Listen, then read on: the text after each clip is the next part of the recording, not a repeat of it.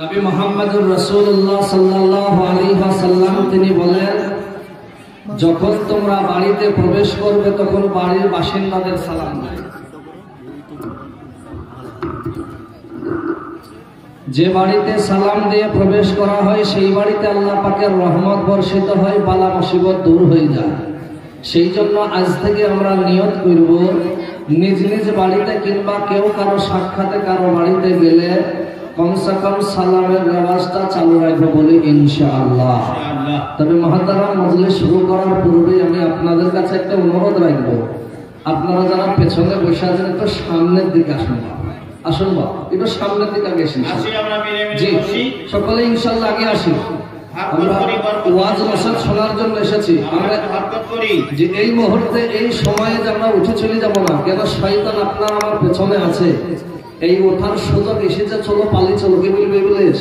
সেই জন্য ইবলিসের ধোঁকায় না পড়ে আমরা প্রত্যেকেই মজলিসের দিকে ইনশাআল্লাহ আগে আসি।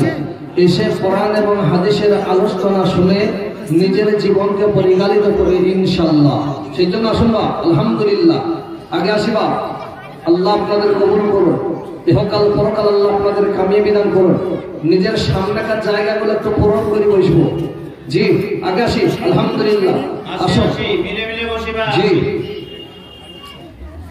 আলহামদুলিল্লাহ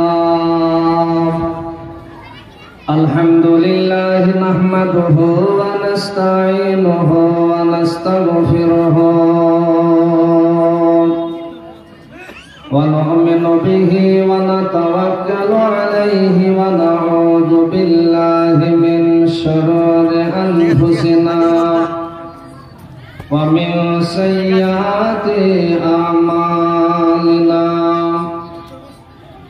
من يهده الله فلا مضل له ومن يضلله فلا هادي له ونشهد أن لا إله إلا الله وحده لا شريك له ونشهد أن سيدنا ونبينا ومولانا محمدا عبده ورسوله إن الله وملائكته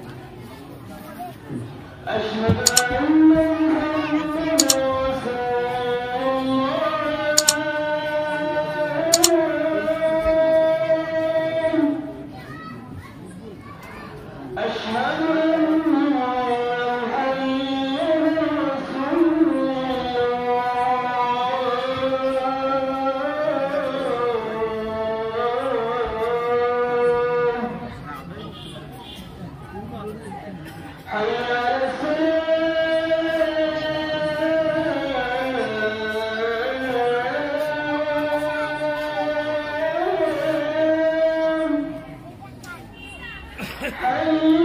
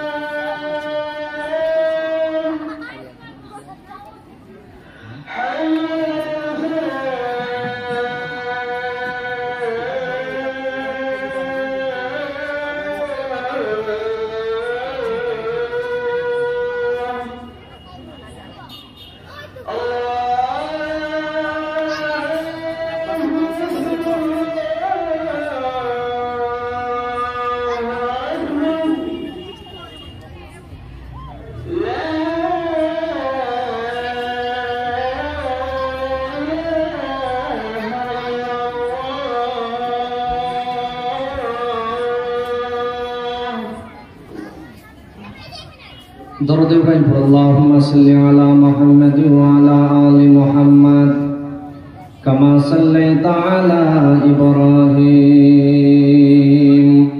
ওয়া আলা আলি ইব্রাহিম ইন্নাকা হামিদুম মাজিদ।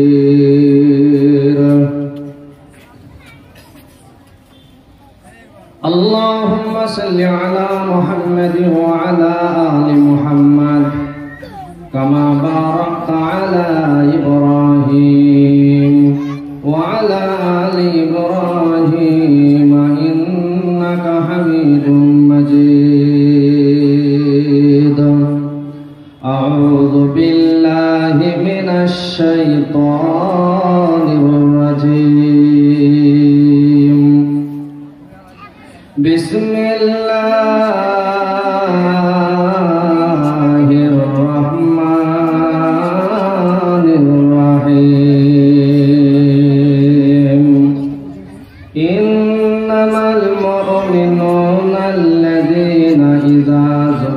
الله وجلت قلوبهم وإذا تليت عليهم آياته زادتهم إيمانا وعلى ربهم يتوكلون.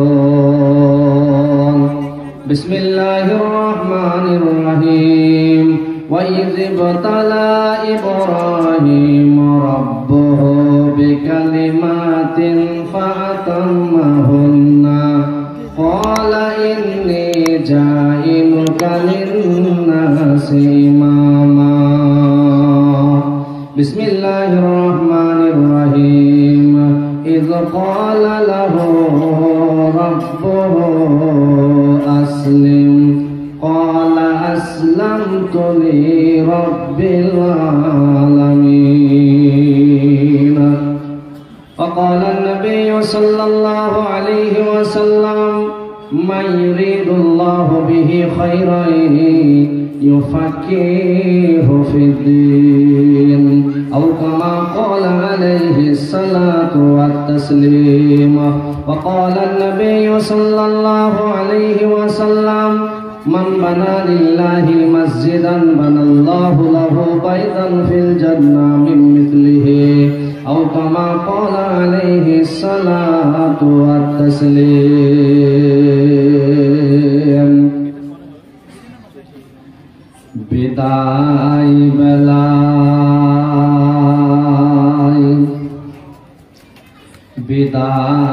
বেলায় মরে দিও গো দেখা হে প্রিয় রাসূল। বিদায় বেলায় মোরে দিও গো দেখা হে প্রিয় রাসূল। তব দিদারে হব ধন্য তখন আমি শূন্য দেহ যখন লোটাবে ধোলাই।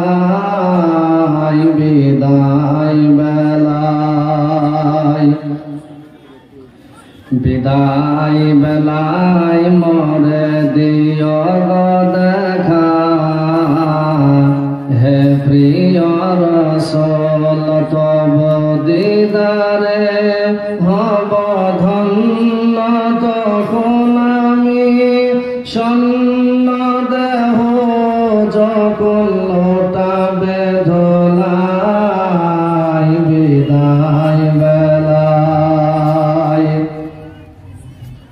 কত নবী ওলি ছিল ধরার মাঝে সবাই চলে গেছেন আপনে। কত নবী ওলি ছিল ধরার মাঝে সবাই চলে গেছেন আপনে। আমিও তো পাব না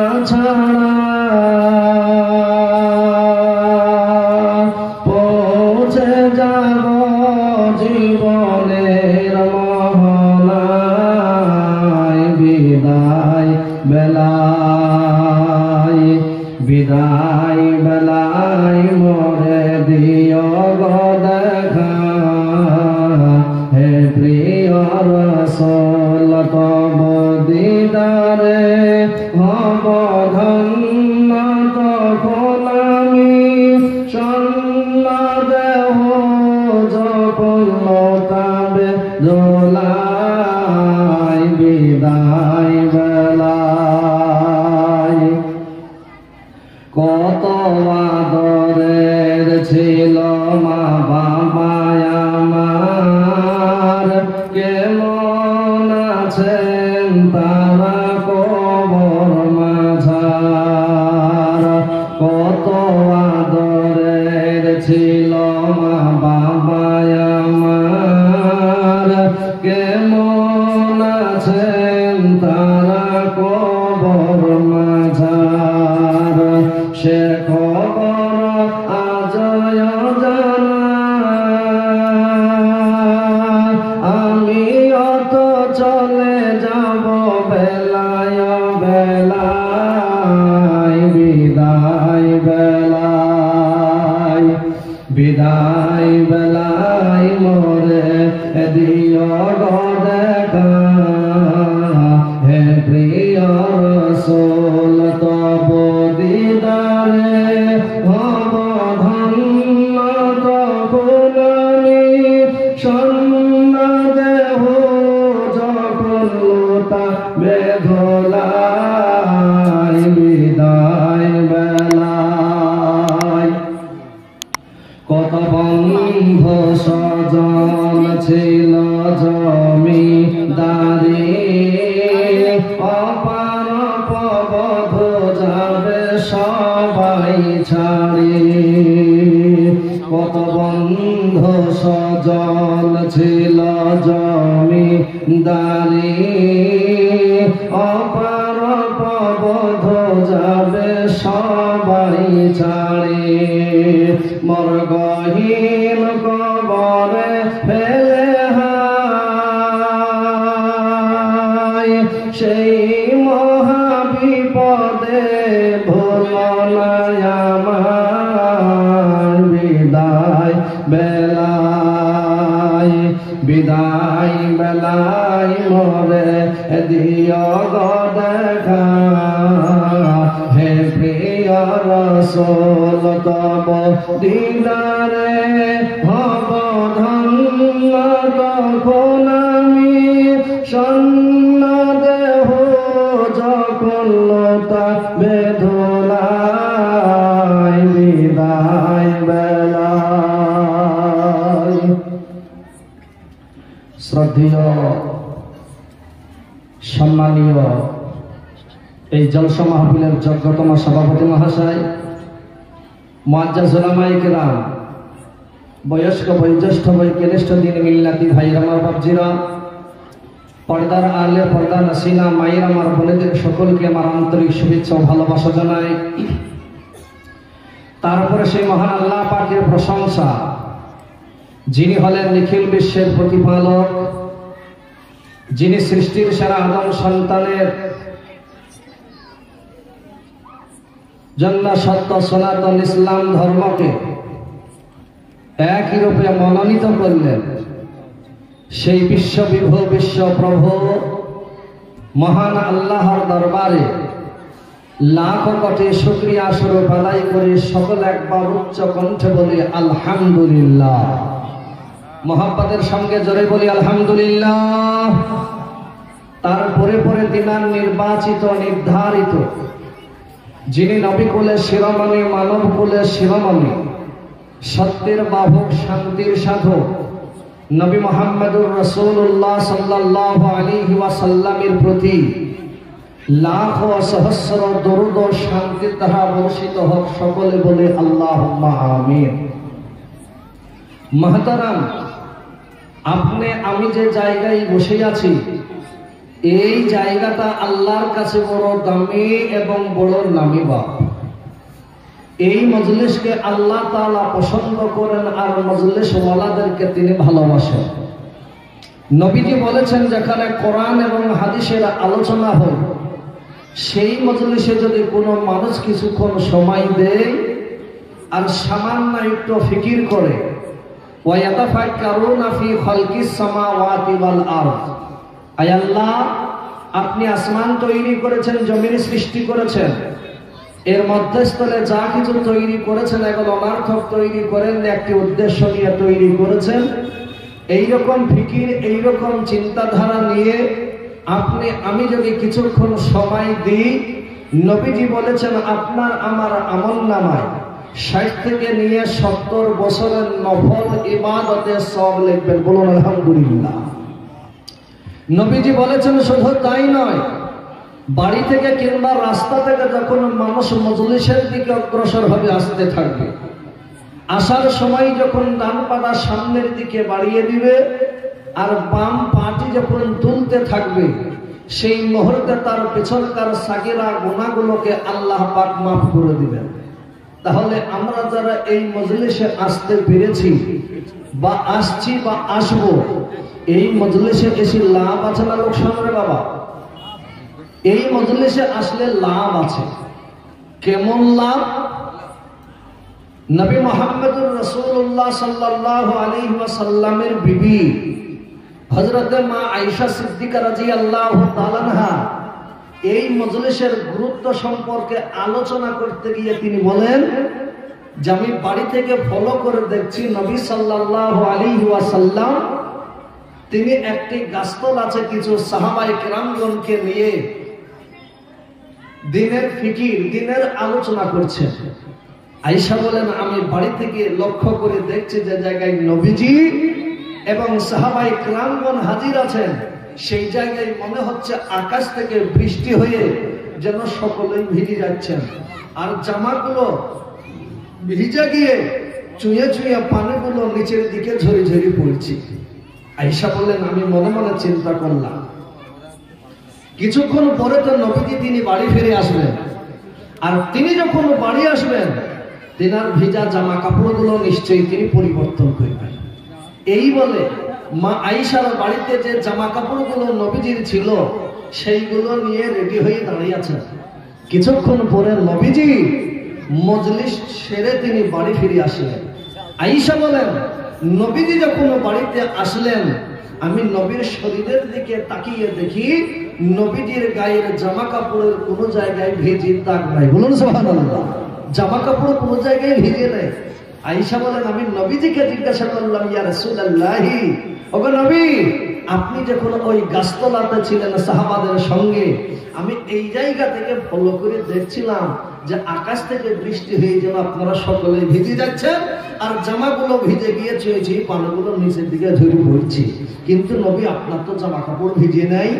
আল্লাহর নবী বললেন আয়েশা ওই মজলিসটা কোন মজলিস তুমি জানো? আয়েশা বললেন ইয়া রাসূলুল্লাহ, যে জায়গায় স্বয়ং নবী মুহাম্মদ সাল্লাল্লাহু আলাইহি সাল্লাম থাকেন সেইটা দিনের মজলিস ছাড়া অন্য কোনো মাহফিল হতে পারে না।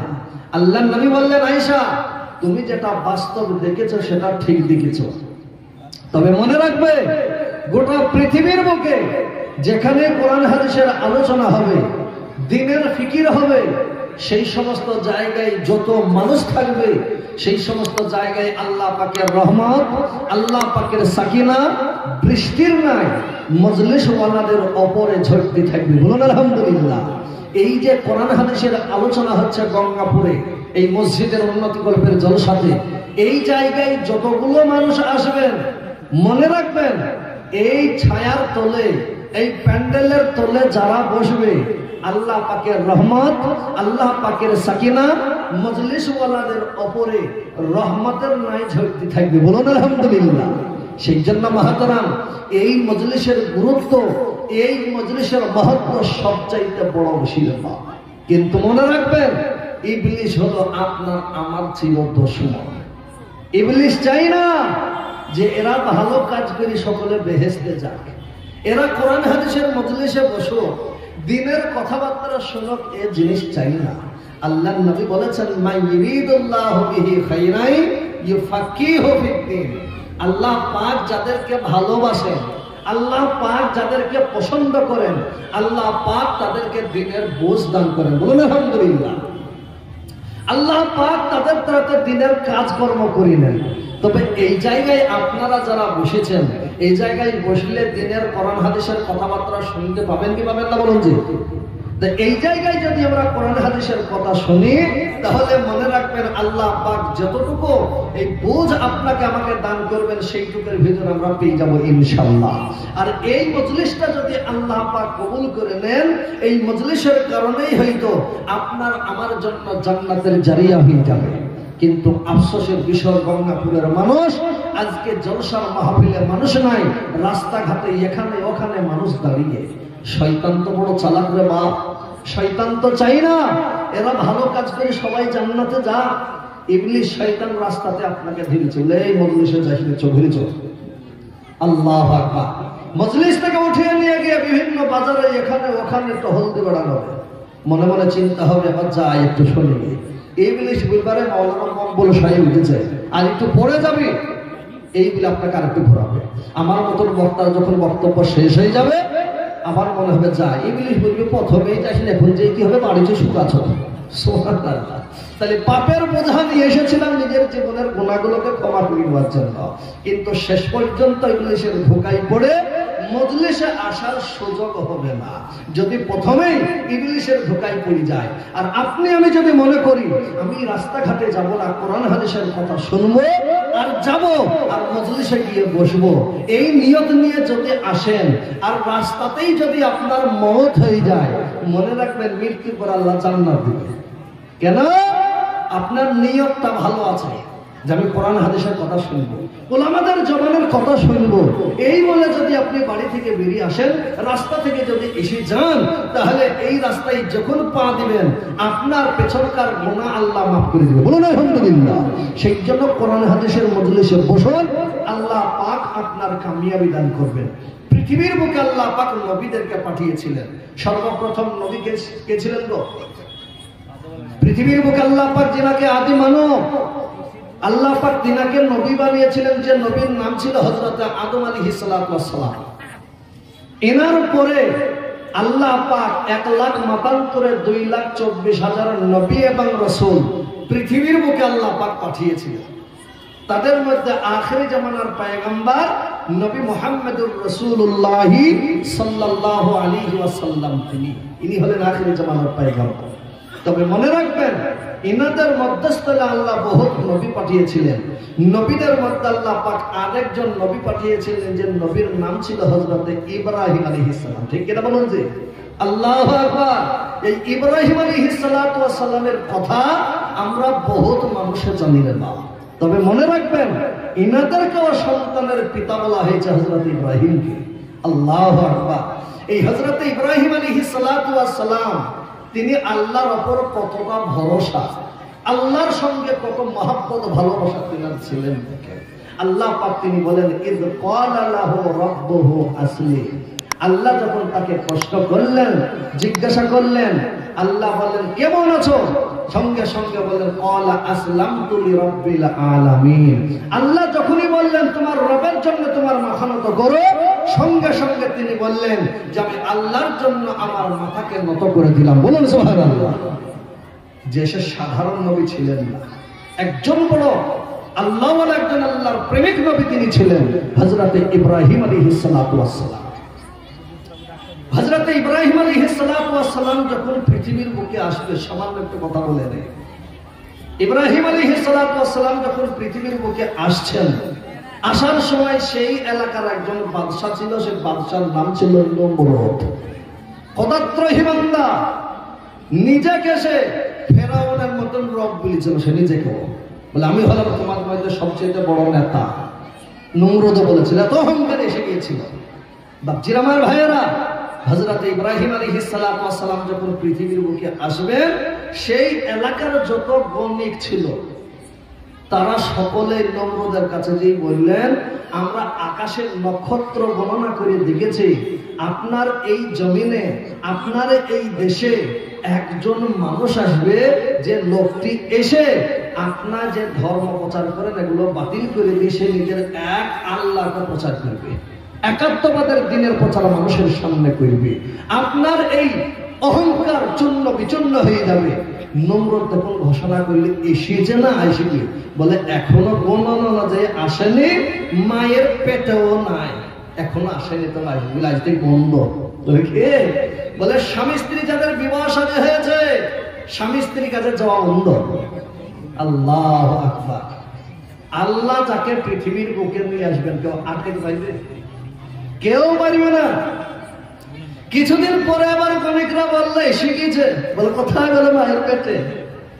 বলে শোনো, আজ থেকে নিয়ত করো বাচ্চা হইলে শেষ করতাম, সবারে বাড়তে বাড়তে দারওয়ান দিতাম। আমরা সবাই জানি হযরত ইব্রাহিম আলাইহিস সালাতু ওয়াস সালামের পিতার নাম হইল আজর। দেখি গো, একজন মূর্তি পূজারক। আল্লাহ পাক একজন মূর্তি পূজারকের বাড়িতে একজন নবীকে পাঠাচ্ছেন, দিন ওই জায়গায় যায় অন্ধকারে আলো করার জন্য। বলুন সুবহানাল্লাহ। মুহতারাম হযরত ইব্রাহিম আলাইহিস সালাতু ওয়াস সালাম পৃথিবীর মুখে এসে গেলেন, আস্তে আস্তে বড় হইতে লাগলেন।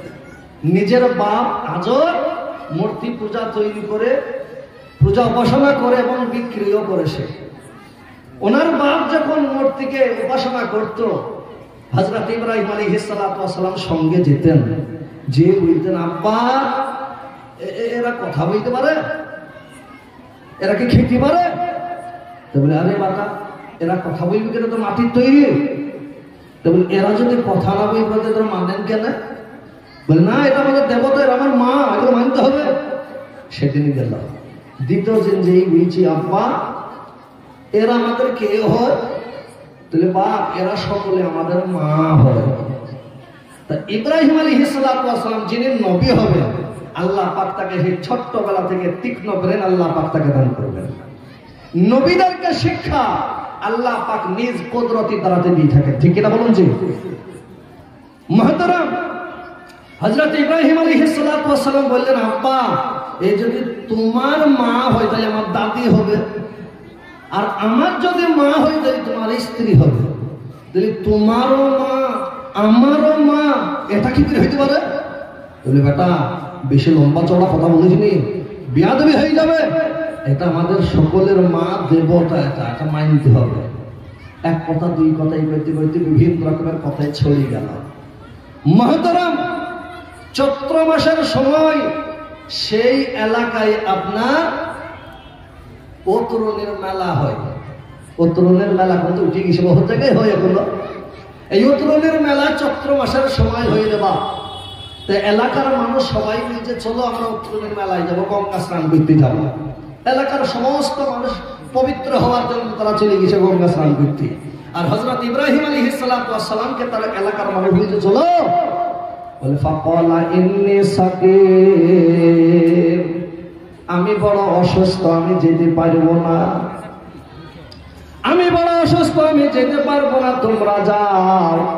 হযরত ইব্রাহিম আলাইহিস সালাতু ওয়াস সালাম তিনি থেকে গেলেন, তিনি যে গেলেন না।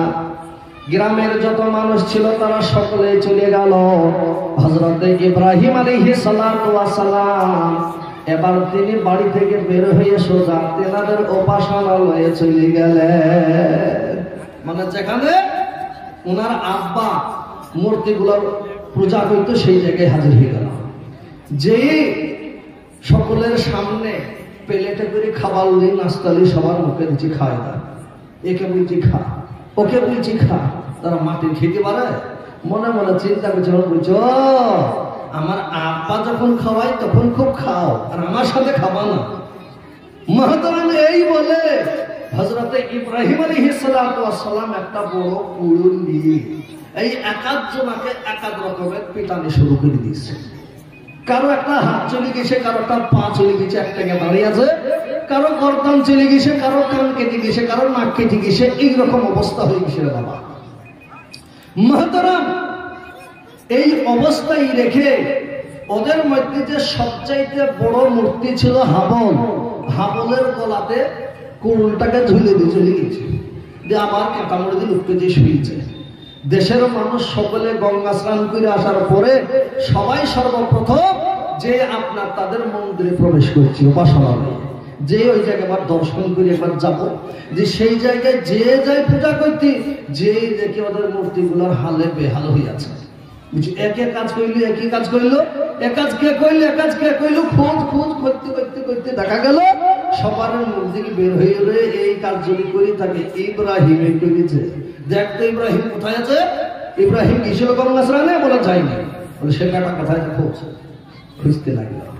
নমরুদের কাছে চলে গেল কথা। বলে আজরের সন্তান হযরত ইব্রাহিম, তার মুখে আমাদের দেবতার নামে বাজে কথা শুনতাম। অতএব ইব্রাহিমেরই কাজ হলো আমাদের এই দেবতার গুলোর বেইজ্জতি করেছে ইব্রাহিম। নমরুদ বলে খোঁজো কোথায় আছে দেখো। এদিক ওদিক খোঁজাখুঁজি করতে করতে দেখা গেল বাড়িতে গেটা মরে দিয়ে শুয়ে আছে। বলে উঠো, উঠে নিয়ে আসো মন্দিরের সামনে। আসার পরে নমরুদ প্রশ্ন করে বলো বলো একে এই আমাদের এই মূর্তিগুলোর এইরকম অবস্থা কে করেছে বলো। ইব্রাহিম যখন সাহস করে বলছে আমি কি করে বলবো, জিজ্ঞাসা করো না, যাদেরকে মানে ওদেরকে শোধো। বলে রে মাটির জিনিস কথা বলতে পারে, তা মাটির জিনিস যদি কথা না বলতে পারো তবে মানো কেন? বলছে এই ব্যাটারি কাজ রে। আবার বলছে শোনেন, বুঝতে পারছেন না, ওরা মারামারি করছে নিজে নিজে। বলে কি করে মারামারি করছে? বলে আমার আব্বা দৈনন্দিন ঠিক টাইমে ওদেরকে নাস্তা ফাস্তা করায়, আর আজকে আমার আব্বা গঙ্গা স্নানে গিয়েছে, নাস্তাটা ওদের সামনে রেখে গেছে। বড় গুলো নাইলে কাটো থাকতে পারবে, ছোট গুলো তো খিদির যন্ত্রণা থাকতে পারবে। এরা কাড়াবাড়ি করেছে, ওরা বলছে দাঁড়া একটু পরে খাবে। তা কেউ থামেনি, একেবারে হুটো পাটা মারামারি করে এরাই অবস্থা করেছে। আল্লাহু আকবার। বলে এরা কি নড়াচড়া করতে পারে? বলে নড়াচড়া করতে পারে না। গায়ে মাছি বসলে যদি খেদাতে না পারে তাহলে এদেরকে মানেন কেন বলো? বলে এই ইব্রাহিমেরই কাজ। বাঁধে ইব্রাহিমকে বাঁধা হলো, ইব্রাহিম আলাইহিস সালাতু ওয়াস সালামকে বেঁধে রাখা হলো। বলে এবার ঘোষণা দিল, বলে এলাকার যত কাঠ আছে তোমরা একত্রিত করো, ইব্রাহিম আলাইহিস সালাতু ওয়াস সালামকে আগুনে জ্বালিয়ে ছাই করে দেব। বলে দুনিয়া আমি একটা নিদর্শন তৈরি করব, দুনিয়ার কোন মানুষ যেন আমাদের দেবদেবতার বিপরীত কোনো কথা না বলতে পারে। ইব্রাহিমকে আগুনে জ্বালিয়ে সামান্য একটু আর হাড় হড্ডি আমার এই রাজ সিংহাসনের পাশে আমি টাঙিয়ে রাখবো। দুনিয়ার কোন মানুষ যেন কোনদিনকার জন্য আমাদের এই দেবতার নামে বিয়াদবি যেন না করতে পারে। আর যদি কেউ করে সে যেন বুঝতে পারে এই ইব্রাহিমের মতন আমারও হাল হবে। সমস্ত এলাকার কাঠগুলো একত্রিত করে একটা কাঠের পাহাড় তৈরি হয়ে গেল। আগুন জ্বালিয়ে দেওয়ার পরে ইব্রাহিম আলাইহিস সালাতু ওয়াস সালামকে আগুনে ফেলবে। কিন্তু রে বাবা, আগুনের এত তেজ, এত পাওয়ার যে তার কাছে পর্যন্ত কোনো মানুষ ভিড়তে পারে না। কেউ যখন যেতে পারে না তখন সকলেই চিন্তায় পড়ে গেল, ইব্রাহিমকে কি করে আগুনের মধ্যে ফেলবো, ইব্রাহিমকে কি করে আগুনে আগুন করতে ফেলে ইব্রাহিমকে জ্বালানো যাবে। মহতরমগ্রস্ত পেলা দিল শয়তান সঙ্গে সঙ্গে নমরুদের কাছে এসে পরামর্শ দিয়ে দিল, নমরুদ ইব্রাহিমকে সহজে আগুনে তুমি ফেলতে পারবে না। বলে উপায় কি? বলে উপায় হলো ইব্রাহিমকে যদি আগুনে জ্বালাইতে চাও একটা চরক তুমি তৈরি করো। দেখেন না হিন্দু ভাইরা চরক তৈরি করে? বলে একটা চরক তৈরি করো, চরকের উপর ইব্রাহিম আলাইহিস সালাতু ওয়াস সালামকে বসিয়ে দাও। বসিয়ে দেওয়ার পরে ওই চরকটা তোমরা ঘোরাইতে থাকো। চরক যখন ঘুরতে শুরু করবে, ঘুরতে ঘুরতে যখন ইব্রাহিম আলাইহিস সালাতু ওয়াস সালাম ওই আগুনের দিকে যাবে, সঙ্গে সঙ্গে তখন তুমি দড়িটা কেটে দিবে। আর দড়িটা কেটে দেওয়ার সঙ্গে সঙ্গে ছুটে গিয়ে ইব্রাহিম ওই নমরুদ আপনার আগুনে গিয়ে পড়বে। আর আপনার আগুনে যখন পড়ে যাবে, সঙ্গে সঙ্গে ইব্রাহিম তখন পড়ে ছাই হয়ে যাবে। তাও তো বলবার কথা রে। এইবার ঘোষণা দিল নমরুদ, বলে একটা চরক তৈরি করো। ঘোষণা দেওয়ার সঙ্গে সঙ্গে চরক তৈরি হয়ে গেল। চরক তৈরি হওয়ার পরে হযরত ইব্রাহিম আলাইহিস সালাতু ওয়াস সালামকে চরকের উপর বসিয়ে দিয়েছে। চরকের উপরে বসিয়ে দেওয়ার পরে এবার চরককে আবার ঘোরাইতে শুরু করলো। কিন্তু হযরত ইব্রাহিম আলাইহিস সালাতু ওয়াস সালাম চরকের উপরে বসে আছে, আর চরককে যখন হিলাইতে যায় কিন্তু চরক আর নড়ে না, চরককে হিলাইতে পারে না। 2 জন যায়, 3 জন যায়, 5 জন যায়, 10 জন যায়, 20 জন যায়, কিন্তু চরক আর নড়ে না, আর চরক হিলে না, চরক আর কোনো মতে ঘুরতে থাকে না। এমন টাইমে দেখা গেল ইবলিস শয়তান সে বুঝতে পেরে নমরুদের কাছে এসে বলে, ও নমরুদ সম্রাট, ও বাদশাহ জাহাপানা, এই চরককে আপনি যতই চেষ্টা করুন না কেন ইব্রাহিমকে চরককে ঘুরিয়ে ইব্রাহিমকে আগুনে ফেলতে পারবেন না। বলে কেন বলে একজনই তো ইব্রাহিম বসে আছে, কেন চরক হিলে না? বলে এই জন্যই হিলে না, শুধু ইব্রাহিম চরকের উপরে বসে নাই, আল্লাহ পাকের অসংখ্য ফেরেশতারা চরকটাকে টেনে ধরে আছে। সেই জন্য ইব্রাহিমকে তোমরা ভেঙে দেবে না, হাজার চেষ্টা করিও, চরক ভেঙে চলে যাবে তবুও ভালো, ইব্রাহিম আগুন পর্যন্ত যাবে। তার কি উপায়? বলে উপায় হলো হযরত ইব্রাহিম আলাইহিস সালাতু ওয়াস সালাম যে চরকের উপর চড়ে আছে, বসে আছেন, ওই চরকের কাছে এলাকার যুবতী মহিলা আর যুবক ছেলেদেরকে ওই জায়গায় কর্মে লাগিয়ে দাও, ওই জায়গায় বেপরদা অবস্থায় নোংরা কাজে লাগিয়ে দাও। ওদের নোংরামি দেখে রহমতের ফেরেশতারা লজ্জায় সরে যাবে, আর চরকটা তখন হালকা হয়ে যাবে, আর অমনি চরকটাকে হিলিয়ে দিবে, ঘুরিয়ে দিবে, আর অমনি দড়িটাকে ইব্রাহিমকে আগুনের মধ্যে ফেলে দিবে। যখন পরামর্শ পেয়ে গেল, ঘোষণা দিল, আমাদের এলাকায় যত নোংরা মেয়ে আছে, নোংরা বদমাইশ ছেলে আছে, তাদেরকে এই চরকে গিয়ে বদমাইশ করতে বলো, চরকের কাছে গিয়ে নোংরা মেয়ে কর্ম তারা করো, আর চরকের উপরে তারা হাত রাখো, আর অমনি ফেরেশতারা পালাবে, চরকটা যখন হালকা হয়ে যাবে। এইরকমই করা হলো রে বাবা। ওই রকম ভাবে বদমাইশ যারা ছিল, লম্পট মহিলা যারা ছিল, বেপরদা অবস্থায় সেখানে নোংরামি কাজকর্ম করতে শুরু করলো, আর চরকে যেমন হাত দেয়, আল্লাহ পাকের রহমতের ফেরেশতাগণ লজ্জিত হয়ে সেই এলাকা ছেড়ে চলে গেল। অমনি যখন হালকা হয়ে গেল, চরকে বাইরে আবার ঘোরাইতে শুরু করলো, চরক ঘোরাইতে দেখা গেল ওই চরক থেকে ইব্রাহিম আলাইহিস সালাতু ওয়াস সালামের দড়িটা যখন আগুনের দিকে চলে গেল, নমরুদ তখন নমরুদের কর্মচারী তখন ওই দড়িটাকে কেটে দিল, আর ছুটে গিয়ে ইব্রাহিম আলাইহিস সালাতু ওয়াস সালাম ওই অগ্নিকুণ্ডে পড়ে গেল। নমরুদের আগুনে যখন পড়ে গেল, আগুন দাও করে জ্বলতে শুরু করেছে, আগুনের আশেপাশে পর্যন্ত কারো যাওয়ার ক্ষমতা নাই রে বাবা।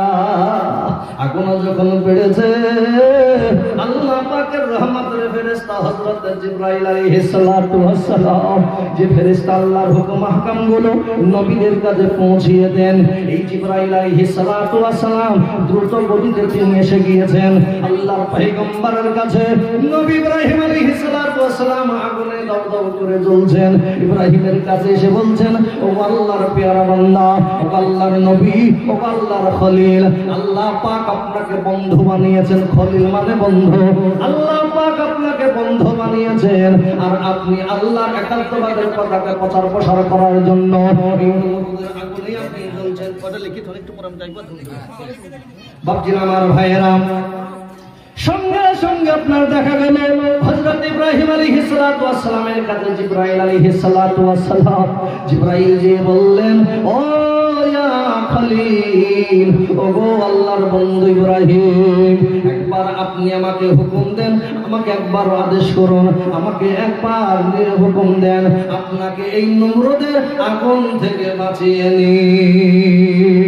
নমরুদ বললেন, তুমি কার হুকুম? হযরত ইব্রাহিম বললেন, ও জিবরিল আমিন, তুমি কার নির্দেশে এসেছো বলো, আমাকে বাঁচানোর জন্য কার হুকুম এসেছো বলো।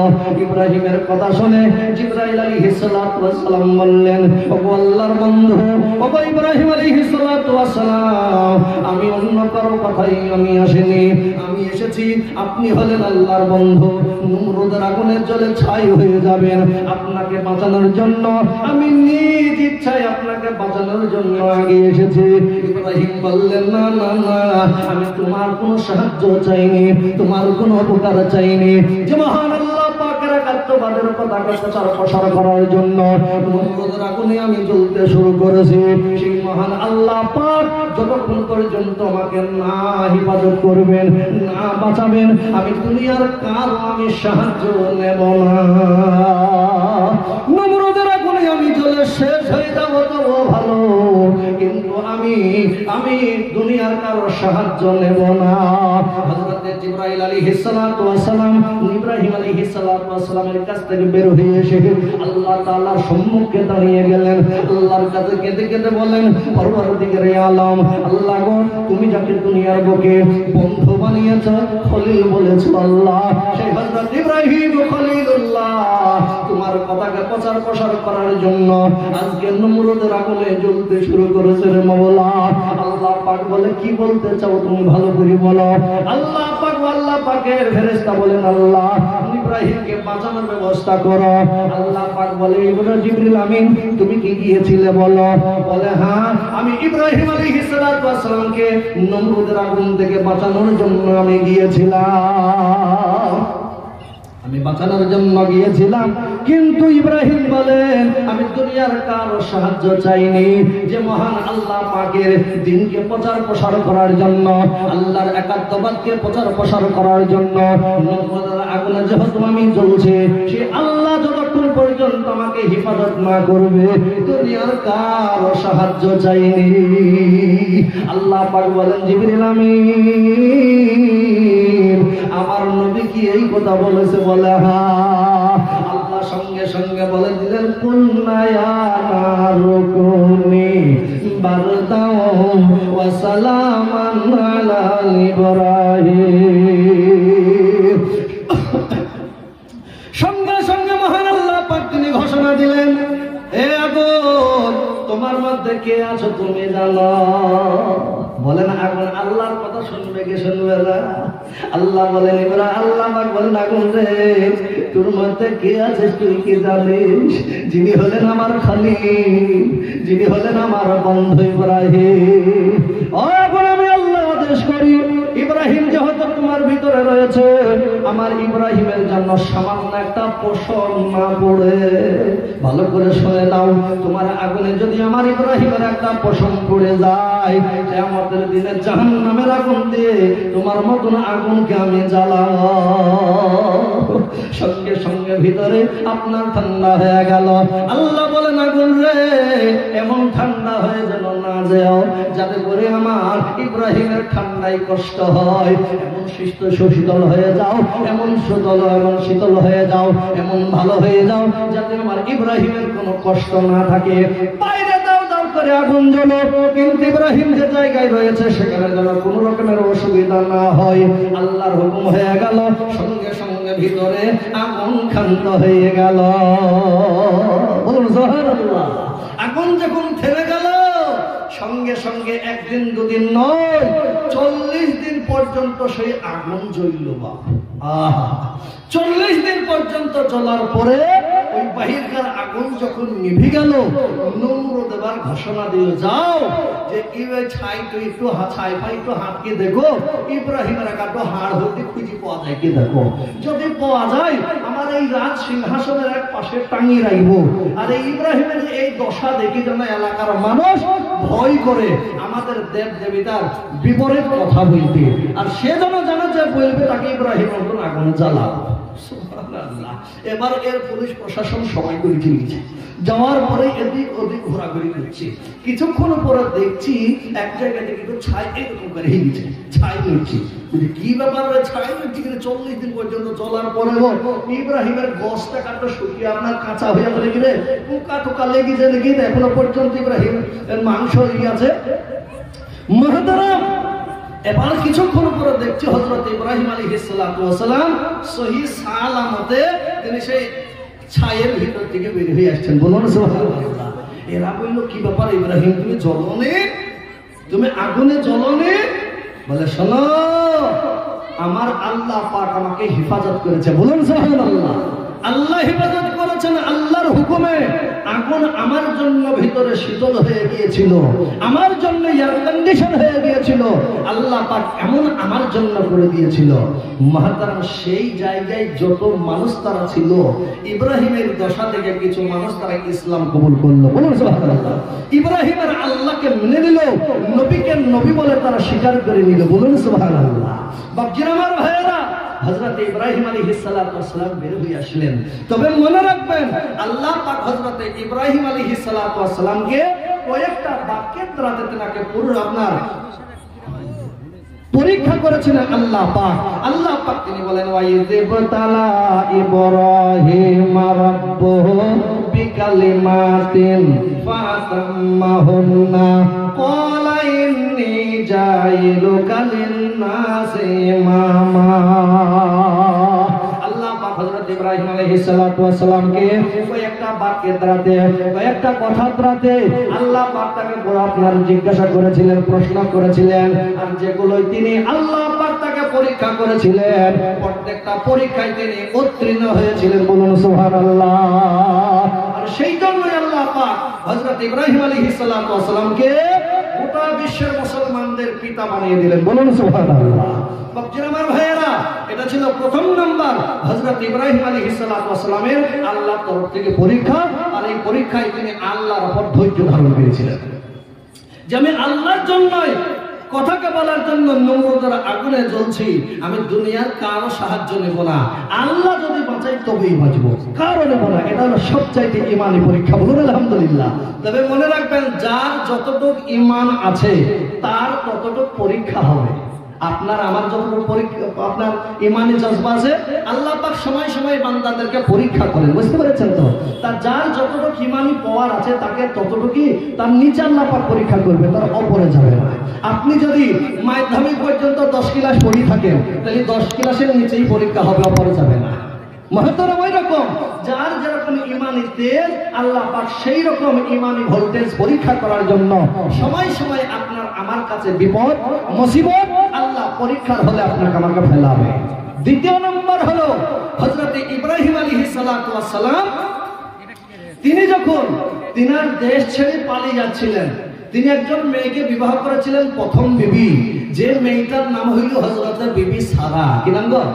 প্রথম বিবির নাম হযরত ইব্রাহিম আলাইহিস সালাতু ওয়াস সালামের প্রথম বিবির নাম হইল হযরত বিবি সারা। বিবি সারাকে নিয়ে এলাকার রাজ্যে তিনি চলে যাচ্ছিলেন। সেই এলাকার একজন বাদশা ছিল, যে বাদশার নাম হইল ওয়ালিদ। এও খুব অত্যাচারিত বাদশা ছিল, খুব বদমাইশ ছিল। আপনার সুন্দরী রমণী দেখলে, মেয়ে দেখলে তার থেকে কুমন্ত্রণা দিয়ে হাত বাড়াইতো, খারাপ কর্মের জন্য আগিয়ে দিত লোকটি। হযরত বিবি সারাকে যখন সেই দেশে নিয়ে গেলেন, হযরত ইব্রাহিম আলাইহিস সালাতু ওয়াস সালামকে এবং বিবি সারাকে তার যত পুলিশ প্রশাসন ছিল ধরে তারা নিয়ে গেল ইব্রাহিমকে রেখে, রাজ দরবারে হাজির হয়ে গেল। বিবি সারার চেহারা দেখে ওই ওয়ালিদ নামক ওই লম্পট, ওই বেয়াদব বাদশাহ বিবি সারার দিকে হাত বাড়াইতে গেল। আল্লাহর কুদরতে বিবি সারার দিকে যখন হাত বাড়াইতে গেল, সঙ্গে সঙ্গে হাতগুলো সব লেলু বাষ্প হয়ে যাচ্ছে। বলুন সুবহানাল্লাহ। জোড়ো সোড়ো হয়ে যাচ্ছে, কুপা হয়ে যাচ্ছে, আপনার অবশ হয়ে যাচ্ছে হাতগুলো। এই দেখে ছেড়ে দিল, আবার দ্বিতীয়বার হাত বাড়াইতে গেছে, আবার সেই রকম হয়ে যাচ্ছে। এই ওয়ালিদ মনে মনে চিন্তা করল, এত যে কোনো সাধারণ মহিলা নয়, সাধারণ মহিলা নয়, সেই জন্য আমার এইরকম অবস্থা হচ্ছে। এদের উপর খুশি হয়ে গেলেন, তওবা করলেন, করি বললেন যে তোমাদের প্রতি আমি খুশি হয়ে গেছি। আমার বাড়িতে একটা মেয়ে আছে, আমার লালন পালন করেছি, যে মেয়েটার নাম হইল হাজেরা। কি নাম? যে মেয়েটার নাম হলো হাজেরা। তোমাদের খেদমতের জন্য এই হাজেরাকে আমি তোমাদেরকে দান করে দিলাম, যাও এই বিবি হাজেরাকে তোমরা নিয়ে যাও। তো হযরত ইব্রাহিম আলাইহিস সালাতু ওয়াস সালাম বিবি সারার অনুমতি নিয়ে হযরত বিবি হাজেরাকে তিনি বিবাহ করলেন। বলেন আলহামদুলিল্লাহ। বিবাহ করে নিজের দেশে চলে গেলেন।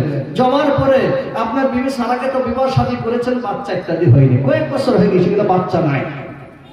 ইব্রাহিম আলাইহিস সালাতু ওয়াস সালাম মনে মনে চিন্তা করলেন, আল্লাহ বিবাহ শাদী হয়েছে, বাচ্চা ইত্যাদি নাই, এই ফিকির তেনার একটু এসেছে। মুহতারাম বিবি হাজেরাকে বিবাহ করার পরে কিছুদিন পরে বিবি হাজেরার পেটে বাচ্চা এসে গেছে, বলুন সুবহানাল্লাহ। সন্তান পেটে আপনার বাচ্চা এসেছে। এবার বিবি হাজেরার এই বাচ্চা আসা থেকে বিবি সারার সামান্য একটু হিংসা হইতে লাগলো। যেমন আমাদের ভিতরে যেমন একান্ত হইতে পারে, কেউ যদি দুটো বিবাহ করে থাকে দেখবেন এক যা আর এক জায়ের উপর একটু বোনের উপর একটু একটু হবে, এটা স্বাভাবিক। আর প্রথম বিবির বাচ্চা হয় না, লাস্ট থেকে যাকে বিবাহ করছে এর যদি বাচ্চা হয় তাহলে কেমন হবে বুঝতে পারছেন। বড় বিবি মনে মনে চিন্তা করবে আর আমার স্বামী দেখতে পারবে না, ওকে সবচেয়ে বেশি ভালোবাসবে, ওর সন্তানাদি হচ্ছে, এই বলে বিবি সারার একটু একটু ভিতরে আসলো। বাপজির আমার ভাইয়েরা, সন্তান যখন দুনিয়ায় এসে গেল, বিবি হাজেরার যখন বাচ্চাই দুনিয়ায় এসে গেল, হযরত ইব্রাহিম আলাইহিস সালাতু ওয়াস সালামের মন এবার আর মহব্বত ভালোবাসা তৈরি হলো। আমার বংশের প্রদীপ জ্বালানোর জন্য আল্লাহ পাক আমাকে সন্তান দিয়েছে, যার নাম রেখেছেন ইসমাইল। কি নাম রাখলেন গো? ইসমাইল নাম রেখেছেন। সকালবেলায় উঠে হযরত ইব্রাহিম আলাইহিস সালাতু ওয়াস সালামের কাছে হযরত বিবি সারা দিয়ে বললেন, স্বামী গো, আপনার কাছে একটা আমি কথা বলবো। বলে কি? আপনাকে আমি অর্ডার দিচ্ছি, আপনাকে আমি হুকুম করছি। বলে কি? হুকুমটা তেমন নয়, বলে শুনুন, আমি আপনাকে আদেশ করছি, আমার এই যে বাড়িতে আছেন এই বাড়ি থেকে আপনার বিবি হাজেরা এবং আপনার নবজাতক সন্তান ইসমাইলকে আমার বাড়ি থেকে বাহির করে দিয়ে ওই বনবাসে রেখে আসুন। যে জায়গায় কোনো বাড়ি নাই, যেখানে কোনো ঘর নাই, যেখানে অন্য কোনো থাকার কোনো বন্ধ ব্যবস্থা নাই, আল্লাহর ঘর যেখানে রয়েছে, যেটা কাবা শরীফ রয়েছে, সেই জায়গায় আল্লাহর ঘর ছাড়া অন্য কিছু বাড়ি ঘর আর সেখানে নাই, শুধু মরুভূমির বালু আর বালু। বললেন ওই জায়গায় হযরতে বিবি হাজেরাকে এবং ওর সন্তানকে আপনি রেখে আসুন। বৈকাল বেলায় বললে, রাতের বেলায় হযরত ইব্রাহিম আলাইহিস সালাতু ওয়াস সালাম ঘুমিয়ে আছেন। আল্লাহ স্বপ্নের মাধ্যমে দেখাচ্ছেন, এই ইব্রাহিম, তোমার বিবি তোমাকে যে যে কথাগুলো বলেছে সেইগুলো আমারও মত।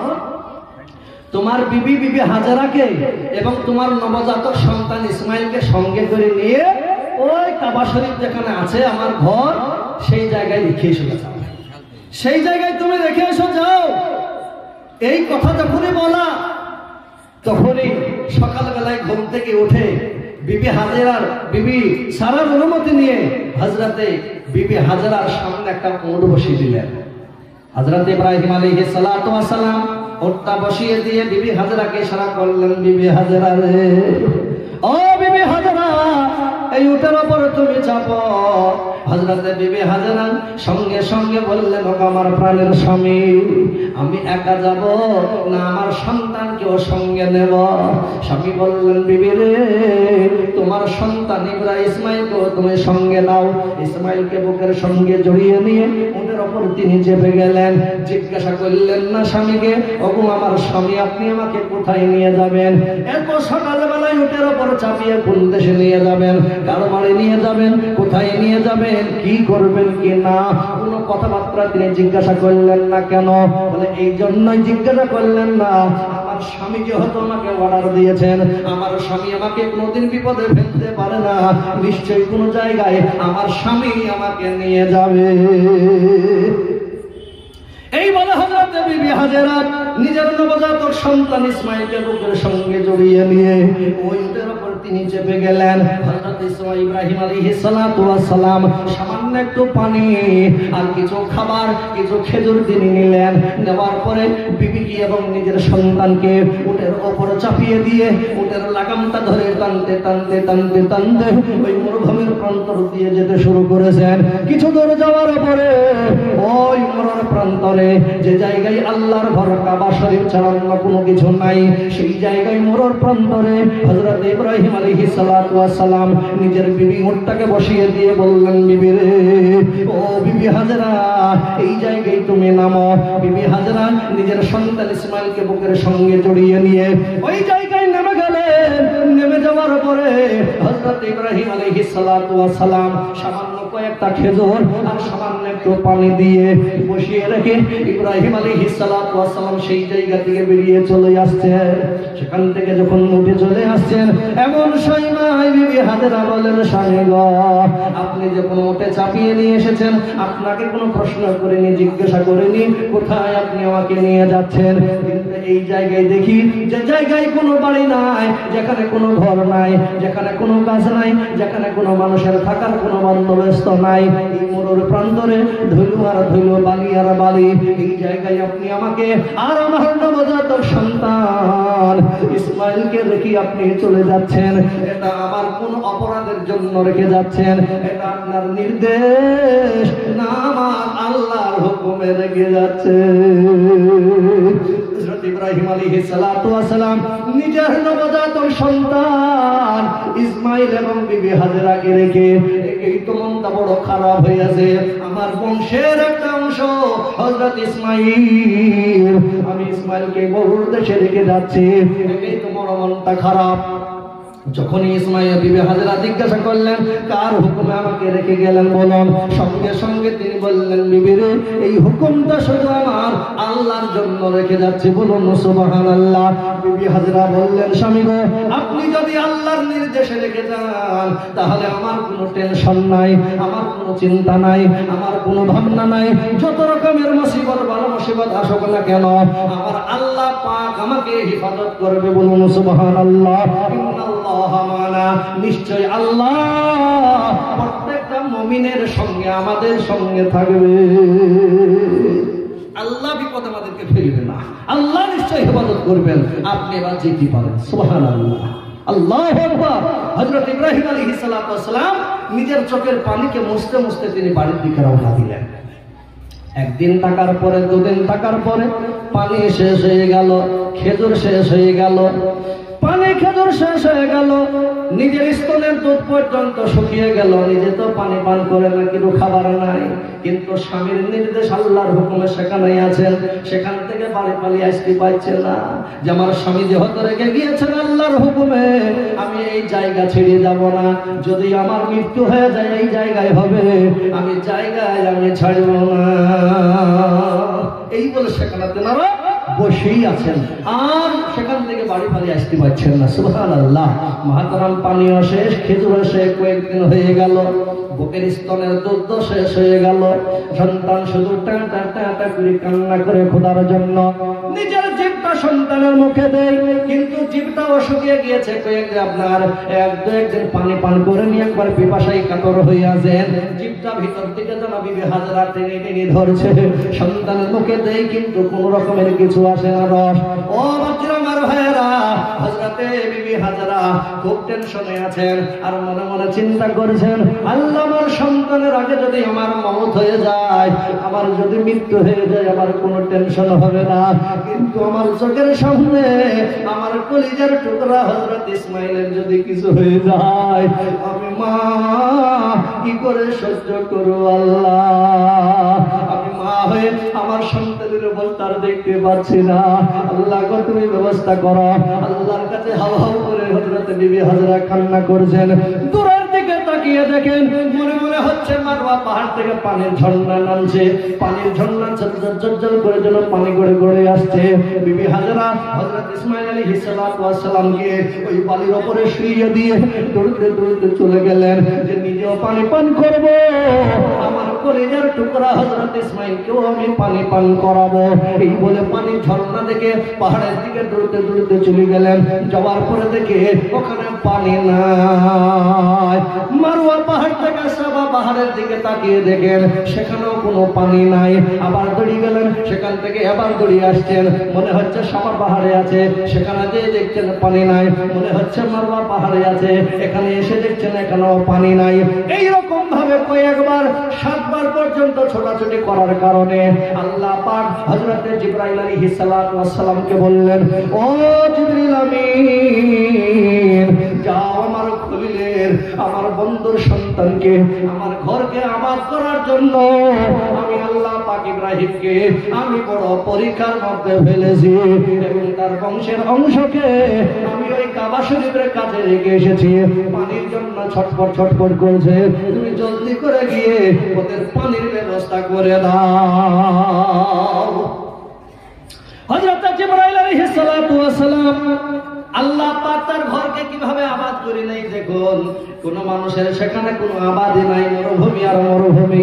আল্লাহ পাক প্রথম মানুষ বসাচ্ছেন হযরত বিবি হাজরাকে দিয়ে, ইসমাইলকে দিয়ে প্রথম সেই কাবা শরীফ উদ্বোধন নামাজের জন্য তৈরি করছে।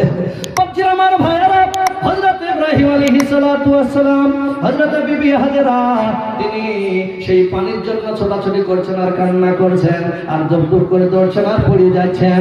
আল্লাহ পাকের ফেরেশতা জিবরাইল আলাইহিস সালাতু ওয়াস সালাম তিনি এসে গেলেন। হযরত ইসমাইল আলাইহিস সালাতু ওয়াস সালাম পড়ে এরকম করে পা গুলো নড়ায় আর হাও হাও করে টাটা করে শুধু কাঁদে। আল্লাহ পাকের হুকুমে হযরত জিবরাইল আলাইহিস সালাতু ওয়াস সালাম ওই জমিনে বেকট একটা শব্দ করলেন, বাড়ি মারলেন আর সঙ্গে সঙ্গে একটা পানির ফোয়ারা বেরিয়ে গেল। বলুন সুবহানাল্লাহ।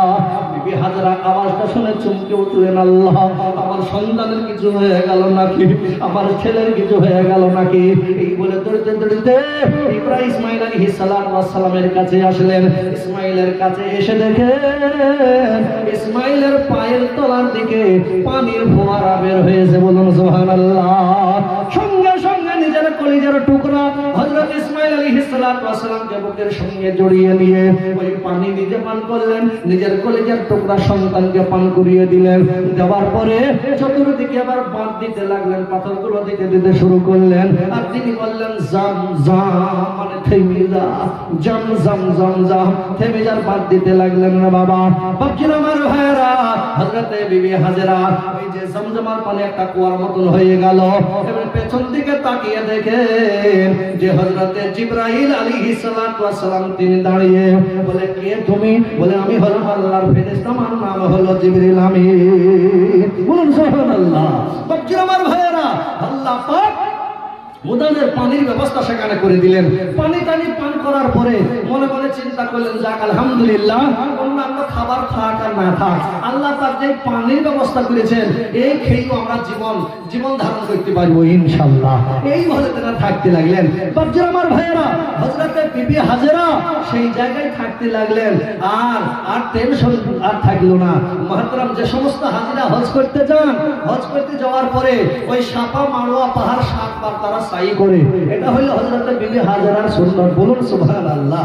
মুহতারাম দোস্ত, প্রিয় আদিজ, 7 বার সেখানে দৌড়াদৌড়ি করে আর এই জমজমের পানি পান করার সময় অনেক মানুষ আমরা যারা পানি পান করে আমরা বলি পানি পান করা, বসি পান করা সুন্নাত। দেখি গো, পানি পান করা, বসি পান করা হলো সুন্নাত, আর এই জমজমের পানি দাঁড়ি পান করা হলো সুন্নাত। বলুন সুবহানাল্লাহ। এই পানির মধ্যে এত বরকত আল্লাহ পাক তিনি দিয়েছেন। কোন মানুষ যদি নিয়ত করে, আল্লাহ আমার অনেক অসুখ ভালো করে দাও, আল্লাহ আশা পূরণ করে, বলুন আলহামদুলিল্লাহ। এত বরকত সম্পন্ন পানি, ওই পানির ভিতরে আল্লাহ পাক তিনি দিয়েছেন। বলুন আলহামদুলিল্লাহ।